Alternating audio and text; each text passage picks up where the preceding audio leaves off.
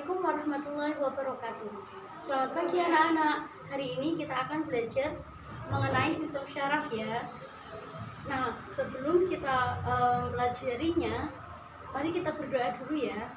Bismillahirrahmanirrahim. Tahukah kalian mengapa kita dapat melakukan kegiatan sehari-hari dengan baik? Seperti misalnya berjalan, kemudian melihat cahaya, kemudian mendengarkan bunyi. Nah, itu semua karena kerjasama antara tiga sistem organ. Nah, tiga sistem organ itu yaitu ada sistem syaraf, ada sistem endokrin, dan juga sistem indera. Nah, ketiganya ini tergabung dalam sistem regulasi. Jadi sistem regulasi ini adalah sistem koordinasi tubuh kita. Jadi merupakan itu organ yang mengatur dari sistem syaraf kita. Nah, hari ini Ibu akan membahas sistem syaraf dulu ya. Nah, sistem syaraf ini yang kita akan bahas meliputi tentang struktur dari sel syaraf atau neuron, kemudian macam-macam neuron, kemudian mekanisme penghantaran impuls, gerak biasa dan gerak refleks, serta susunan sistem syaraf. Yang dibahas yaitu struktur dari sel syaraf. Jadi sistem syaraf itu tersusun atas unit fungsional dari sistem syaraf. Nah, kita lihat ya bagaimana struktur sistem syaraf itu sendiri.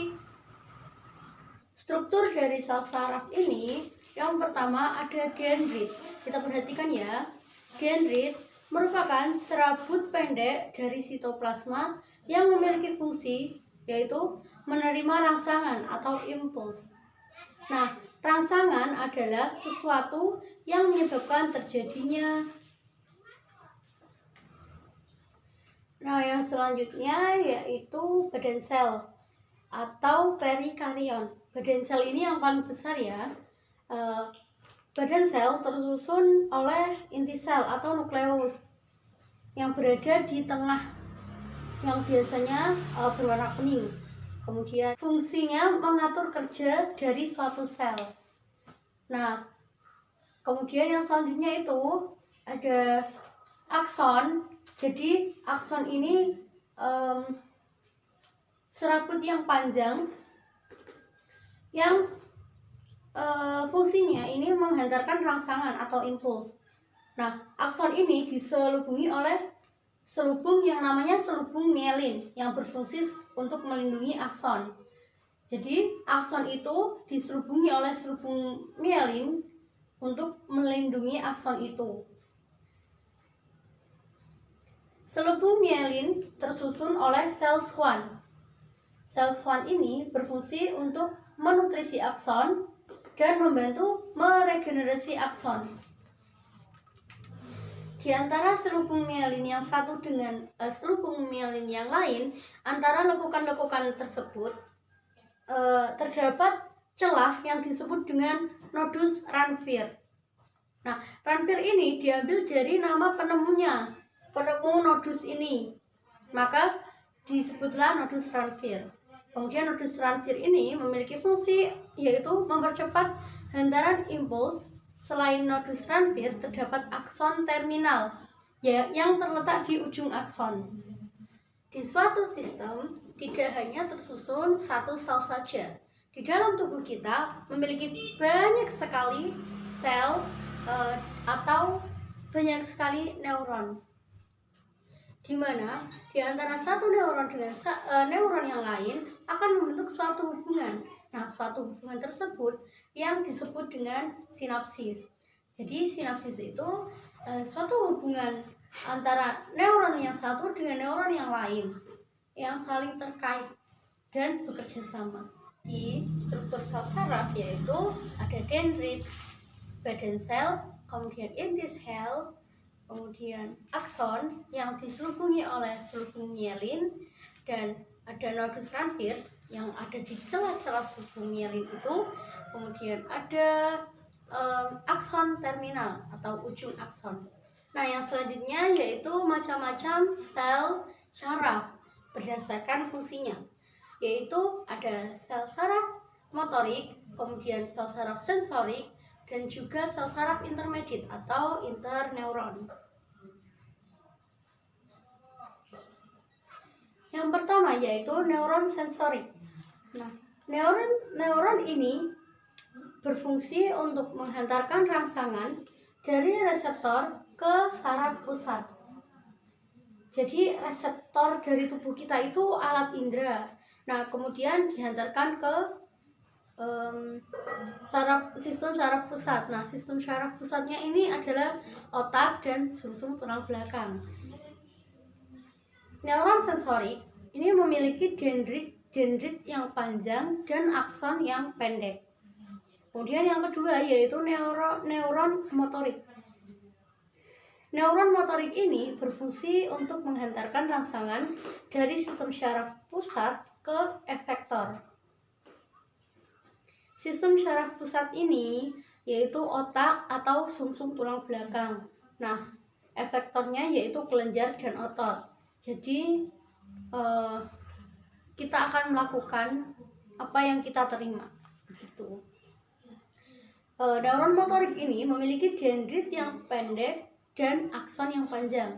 Jadi ini kebalikan dari neuron sensorik ya. Kemudian yang ketiga yaitu neuron intermediate atau interneuron, yaitu menghubungkan neuron sensorik dan neuron motorik, di mana neuron intermediate ini memiliki dendrit yang pendek dan aksonnya ada yang panjang dan ada juga yang pendek. Jadi sel saraf ini dibagi menjadi 3, yaitu sensorik, motorik, dan intermediate atau interneuron. Nah, yang selanjutnya yaitu mekanisme penghantaran impuls. Tahukah kalian bagaimana rangsangan dihantarkan sepanjang serabut kita? Nah, kita akan bahas ya di sini. Apa sih impuls itu? Impuls dapat disebut juga rangsangan. Nah, mekanisme penghantaran impuls ada 2 macam, yaitu melalui sel saraf dan sinapsis. Penghantaran impuls melalui sel saraf disebabkan oleh adanya perbedaan potensial listrik pada 2 sisi membran serabut saraf atau akson. Jika tidak ada rangsangan, maka dikatakan bahwa neuron sedang dalam keadaan istirahat. Nah, muatan listrik di luar membran adalah positif, sedangkan muatan listrik di dalam neuron adalah negatif. Nah, keadaan ini disebut dengan polarisasi. Di dalam membran ada beberapa ion, diantaranya yaitu ion kalium atau K+. Kemudian di luar membran banyak ion, yaitu ion natrium. Mekanisme penghantaran impuls melalui sinapsis, yaitu sinapsis itu ujung dari akson atau akson terminal, merupakan serabut saraf penghubung yang mengandalkan komunikasi antar neuron. Pada setiap neuron, aksonnya berakhir pada suatu tonjolan kecil yang disebut dengan tombol sinapsis. Simak penjelasannya dengan melihat gambar ya. Permukaan membran tombol sinapsis disebut membran prasinapsis yang berfungsi melakukan transmisi rangsangan.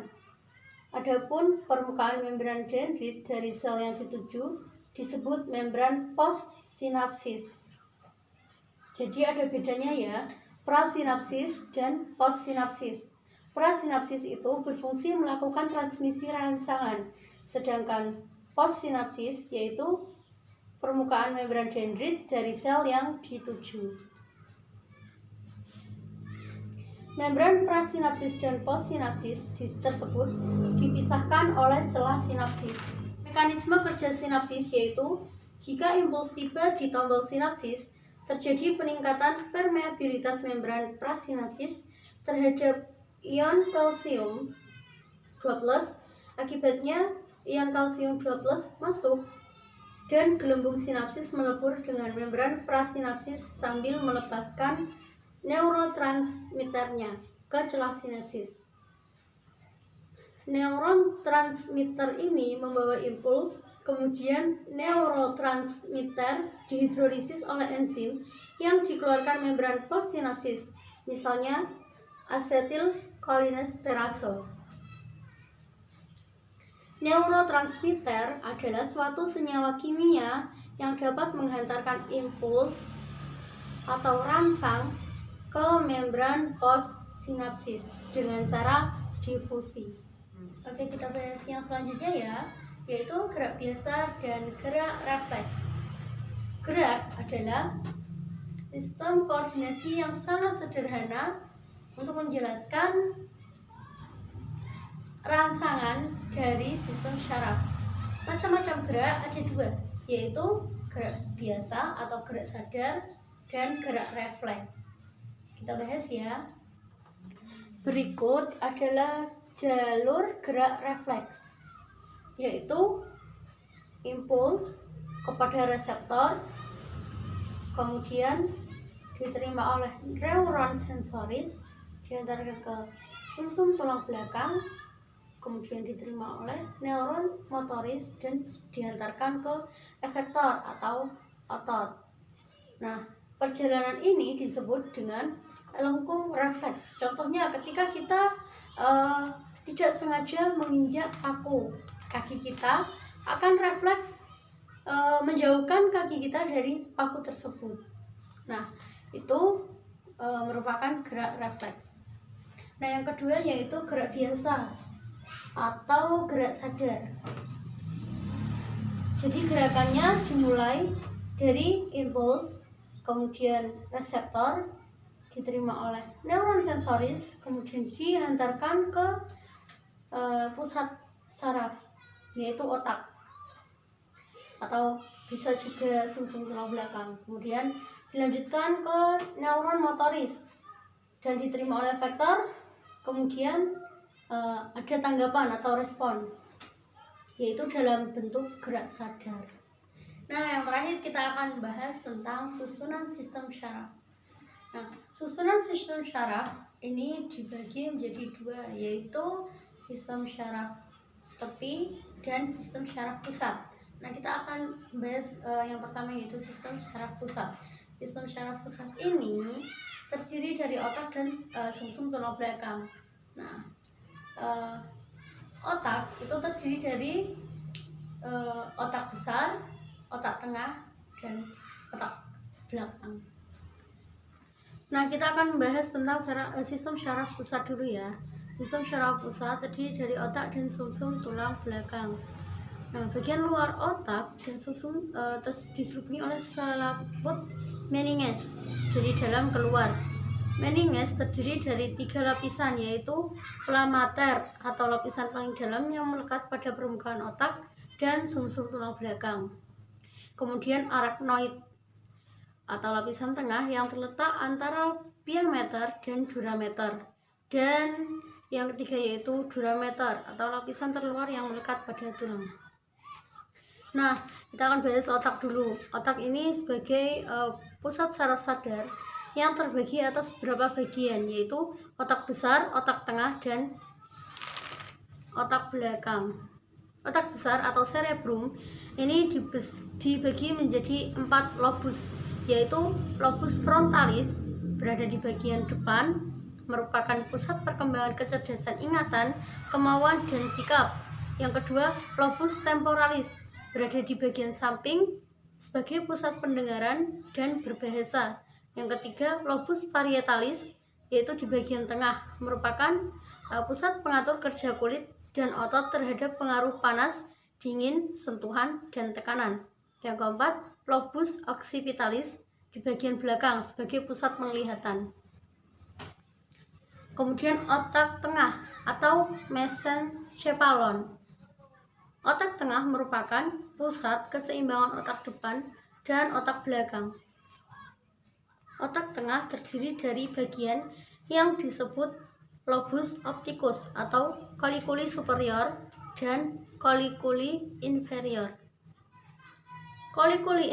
superior ini berfungsi sebagai pusat refleks pupil mata, pusat pengatur gerak bola mata, dan refleks akomodasi pendengaran. Sedangkan coliculi inferior merupakan pusat pendengaran atau auditori.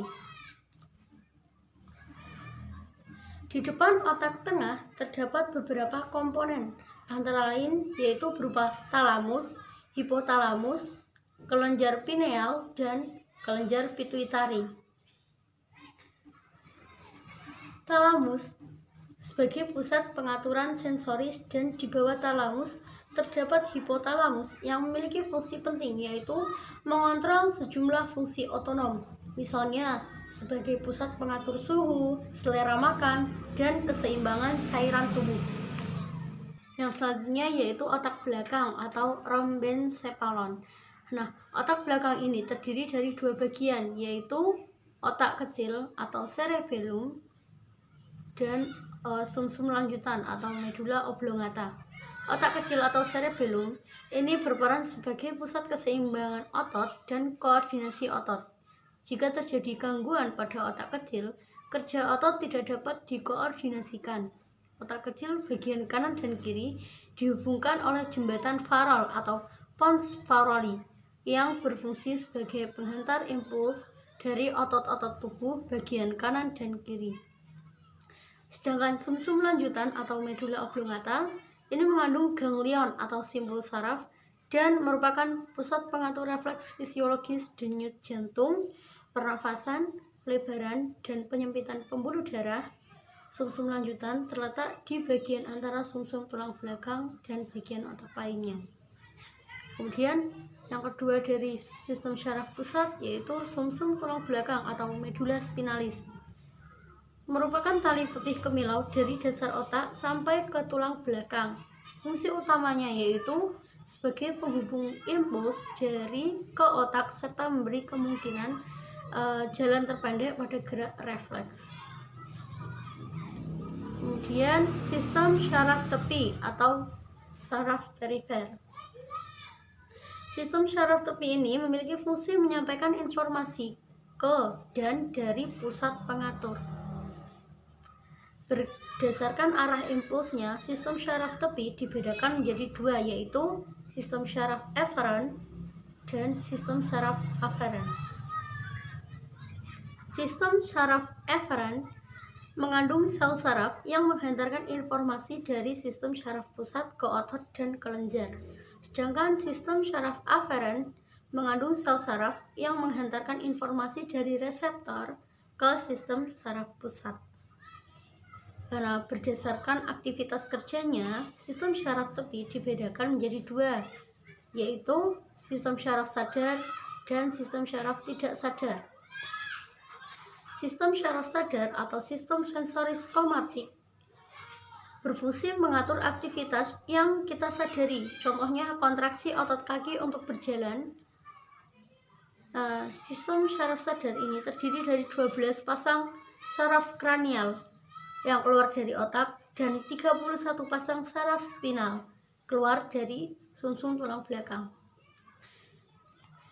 Yang kedua yaitu sistem syaraf tidak sadar atau sistem syaraf otonom, adalah bagian dari sistem syaraf tepi yang mengontrol kegiatan organ-organ dalam, misalnya kelenjar keringat, otot perut, pembuluh darah, dan alat-alat reproduksi. Sistem syaraf otonom dibagi menjadi sistem syaraf simpatetik yang umumnya berfungsi memacu atau mempercepat kerja organ-organ tubuh, dan saraf parasimpatetik yang berfungsi memperlambat kerja organ-organ tubuh. Jadi fungsi dari saraf simpatetik yaitu memacu atau mempercepat kerja organ-organ tubuh. Kemudian parasimpatetik itu yang memiliki fungsi memperlambat kerja organ tubuh. Jadi ini kebalikan dari simpatetik. Berikut adalah gambar sistem saraf tepi.